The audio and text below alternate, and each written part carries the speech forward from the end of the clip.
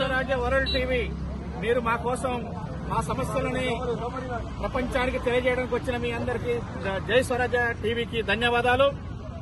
ఈ రాష్ట్రం లోపల తెలంగాణ రాష్ట్రంలో అధికారంలోకి వచ్చినటువంటి కాంగ్రెస్ పార్టీ కనీసం తిరిగి ఒక్క సంవత్సరం కూడా కాలేదు.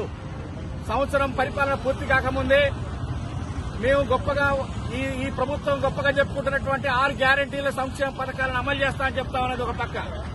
కానీ ఎప్పటి నుంచో ఎన్నో సంవత్సరాలుగా 96 నుంచి అమలు చేస్తున్నటువంటి భవన నిర్మాణ కార్మిక సంక్షేమ చట్టాలని పథకాలని అమలు చేయడానికి మరి ఇప్పటిదాకా ప్రభుత్వాలు అమలు చేసినాయి.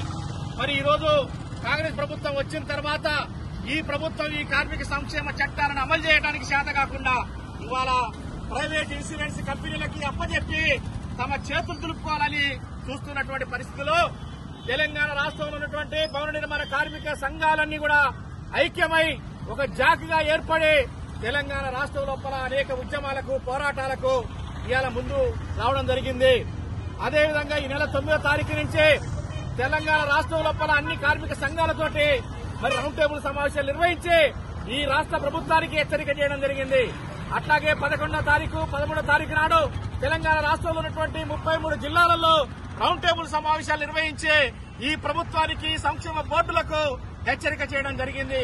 కార్మికుల సొమ్ము ప్రైవేటు కార్మికులకు దారాదత్తం చేసేటువంటి ఈ యొక్క విధానాన్ని వెంటనే ఆపాలి. గత నెల ఆగస్టు 21వ తారీఖు నాడు తెలంగాణ రాష్ట్రం లోపల ఈ కాంగ్రెస్ ప్రభుత్వం అదేవిధంగా మన తెలంగాణ సంక్షేమ బోర్డు అధికారులు మరి ప్రైవేటు ఇన్సూరెన్స్ కంపెనీలకు టెండర్లకు పిలవడం జరిగింది.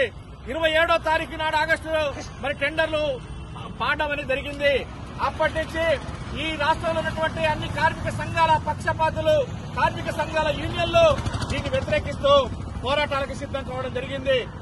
ఈ రాష్ట్రం లోపల మరి ఇప్పటికే 1800 కోట్ల రూపాయలు ఇవాళ సంక్షేమ బోర్డులో ఉన్నాయి. అంతేకాకుండా ఇప్పటి వరకు ఇస్తున్నటువంటి ప్రమాదంలో చనిపోయినటువంటి 6,30,000 రూపాయలకి 5 లక్షలకే కుదించి ప్రైవేటు కంపెనీలకు తాకట్టు పెట్టాలని చూస్తోంది. అట్లాగే సంక్షేమ పథకాలన్నింటినీ కూడా పెంచాలని మరి ఒక పక్క కార్మిక సంఘాలు డిమాండ్ చేస్తా ఉంటే ఈ ప్రభుత్వం వచ్చిన తర్వాత ఈ సంక్షేమ పథకాలు మొత్తం కూడా ప్రైవేటు కంపెనీలకు అప్పజెప్పాలని చూడటం అనేది సిగ్గుసేటైనటువంటి విషయం. అదేవిధంగా ఇవాళ మరి ఈ రాష్ట్రంలో కొంతమంది కార్మికులని ఇవాళ ఈ తెలంగాణ బోర్డుకు సంబంధించినటువంటి సంక్షేమ బోర్డులో మరి చేర్చడం కోసం ప్రయత్నాలు జరుగుతూ ఉన్నాయి. మరి వాళ్ళు ఎక్కడికి సెస్ కడతారు, వాళ్ళు ఎక్కడి నుంచి ప్రీమియం కడతారు అనేటువంటిది ఏమీ స్పష్టత లేదు. అందుకోసం భవన నిర్మాణ కార్మికుల యొక్క రక్తం చెమటగా మార్చి ఇవాళ భవనాలు కడుతున్నటువంటి కార్మికుల యొక్క సంపదను మొత్తం కూడా ప్రైవేటు ఇన్సూరెన్స్ కంపెనీలకు తాకట్టు పెట్టడం దోషపెట్టడం కోసం ఇవాళ ఈ తెలంగాణ రాష్ట్ర ప్రభుత్వం చూస్తా ఉంది. దీన్ని చూస్తూ ఊరుకునేటువంటి పరిస్థితి లేదు. వెంటనే టెండర్లను మొత్తం కూడా రద్దు చేసి ప్రైవేటు కంపెనీలకు ఇచ్చేటువంటి టెండర్లను రద్దు చేసి ఈ సంక్షేమ పథకాలని కొనసాగించాల్సినటువంటి అవసరం ఉంది. అంతేకాదు ఇవాళ మ్యారేజ్కి ఇచ్చేటువంటి స్కీము అదేవిధంగా డెలివరీకి ఇచ్చేటువంటి స్కీముల్ని ₹1,00,000 పెంచాలని చెప్పేసి మా కార్మిక సంఘాలు డిమాండ్ చేస్తా ఉన్నాయి. సహజ మరణానికి ఇచ్చేటువంటి ₹1,30,000 5 లక్షలకు పెంచాలని చెప్పేసి డిమాండ్ చేస్తా ఉన్నాం. అదేవిధంగా ప్రమాద బీమా మొత్తం కూడా ₹6,30,000 నుంచి 10 లక్షలకు పెంచాలని చెప్పేసి మేము డిమాండ్ చేస్తా ఉన్నాం.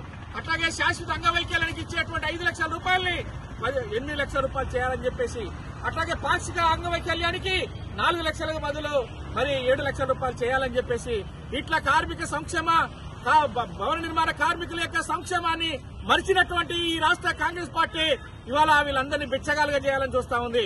60 సంవత్సరాలు దాటితే లేబర్ కార్డు వర్తించదు. మరి ఈ రాష్ట్ర ప్రభుత్వాన్ని పెన్షన్లు ఇస్తుందా అంటే అది లేదు.